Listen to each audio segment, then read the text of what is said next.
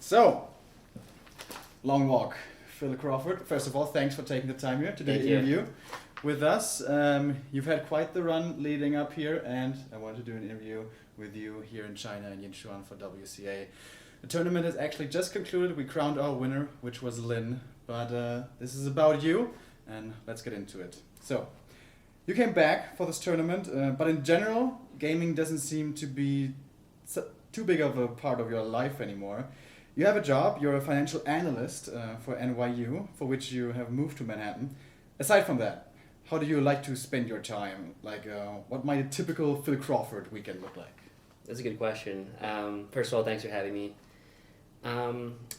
I like to go running, I like to play tennis, I like to read. I feel like I'm a very solitary person, but... Really? Yeah, does that surprise you? Yeah, it does. You're like one of the most sociable people I've met. I feel like my friends would laugh. But yeah, so I like doing a lot of stuff like running, hiking, tennis. Probably go out with my friends once or twice every weekend. But yeah, I feel like Warcraft hasn't been as big of a role in my life lately. But I mean, if there are more tournaments like this, should probably play a few more games. Okay, so we're not completely ruling out. That's cool. The American WCA qualifier was certainly the most colorful of all the ones we've had, including numerous pauses, gamma adjustments, and a lot of all chatting. What are your thoughts on that qualifier? I think it was very characteristic of America. Yeah. I personally feel a little bit bad because I understood what gamma is. Apparently, like when your monitor gets hit by the sun, it changes the color of it. But then again, I feel like the pauses came at very opportune times for certain people. Yeah, at certain surrounds and stuff. Yeah, but I mean, it all worked out, and I am sad that Furf couldn't be here to play. So yeah, for personal reasons, he had to withdraw his attendance. How are things between you and Furf? Have you been in contact? We haven't really spoken since the incident, I guess you could call it, but I wished him luck with what's going on with him, and he wished me luck, so I think we're all good now. All right, that's good to hear. Yeah, and obviously you came into this tournament as the American champion. Now, how well do you feel did you represent your region? Well, I think America is a winning country, no matter what's happened in the most recent 2 months, but I feel like I could have done better in terms of results, but I think if you actually watch the games, I think I put on a pretty good show. I agree. Yeah, you always want to win, so you have to come in. It's crazy because you have to come in wanting to win, but you also have to come in willing to accept a loss, because if you do lose, you don't want to have a terrible time while you're in another country. You want to enjoy yourself. So I guess it's wanting to win and then really getting over the loss quickly and learning from it rather than dwelling on it. Yeah. And mentioning your matches, you had a few interesting series, and the one I want to highlight here were those against the Human Kings. Infi and TH were both kind of special. Can you walk us through what the games were like, and outside, around the game, what happened there, your interaction with them? Yeah, so Infi was the player who I had played in 2009 when I went to China. And so I came to this tournament, I was sitting in the plane, I'm like, how am I going to beat Infi? I'm going to destroy him, like, I just want to make his life like a living hell, like, what can I do to beat him? And then I walk into the tournament, the first thing, when he sees me, he, like, gives me a big hug, and he's like, Long Walk, like, you're my old friend, I can't believe I haven't seen you in so long, and he was, like, the nicest guy ever. He's like, can I take a picture with you? And so I just felt like a complete jerk. And then I didn't even mind that I lost to him. I love that bit. Yeah, I was so surprised. Everyone's saying Infi is such an arrogant guy, and he was like the nicest guy. Yeah, to me as well when we went out to dinner. But yeah, so I played the first game versus him. It was very, very close the whole time, but he always had the upper hand, and he just didn't make a single mistake. Yeah. Second game, I thought I was picking a map that I was strong at, and it turns out it was like the best map. So it was like an 8-minute game, but. And after that came TH, and there we didn't see the first game live, where you won with Dark Ranger, and Neo came into the booth and was like, oh my god, he just won, we gotta catch the next game.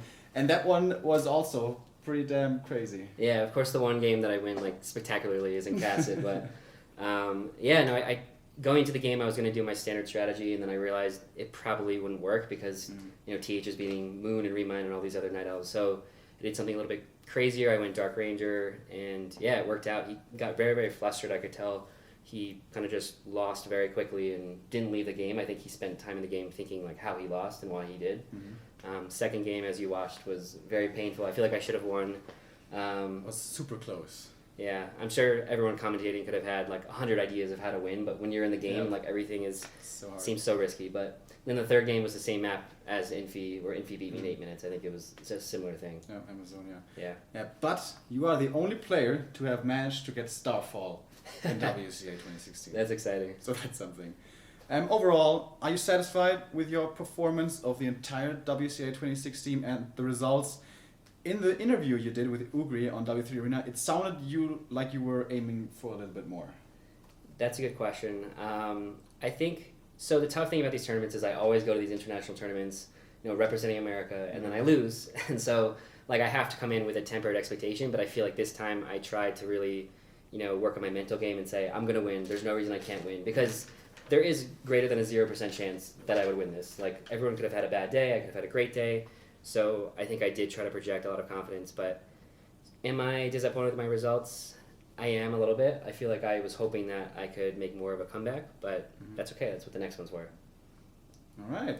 Perfect segue into See, my there's next the confidence again. Yeah, and you're doing a good job. You're making my job easy. So since that goal was not entirely met, you have ambitions to show your strength in other tourneys coming up in the future and devote maybe some part of your life to it, or is it just going to be civilian Phil from now on?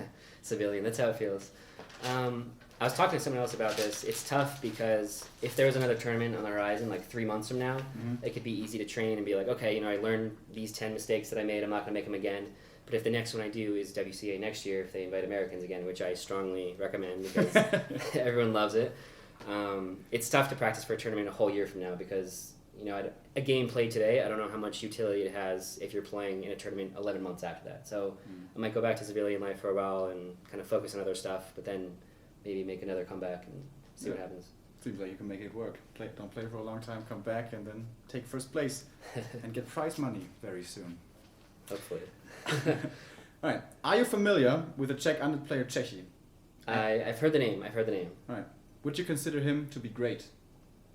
I think he has a great personality from the chat I've seen, but as a player, I'm not so sure. Tell me about him. I actually met him in 2014. He's a really nice guy. He's definitely a whiner. He's very talented though. He's trying his hand at Dota at the moment and at CSGO kind of. I think you would like him. He's definitely a nice guy to hang around. It was kind of a mean question to be honest. Sorry, okay. I had to get that in there. Once you're back home, what do you think you'll have taken away from your trip here to Yinchuan? That's a great question. I think that's a good question. I don't want to generalize or stereotype. I just feel like there's a different vibe in China among just the general populace as there is in America. I feel like people in America are very, very individualistic and kind of not necessarily self-centered, though many people are. But I just feel like in China, I feel like all the people I've met have been really, really focused on making sure my stay is comfortable and like very, very friendly. And I want to take some of that back of just kind of being more aware of other people around me instead of kind of, what do I want? I want to win this tournament. Like Infi coming up to me, like, I'm the American, I'm like, I'm going to beat him, I'm going to crush him, and he's like, happy to see an old friend, so. I know what you mean. Yeah. Cool.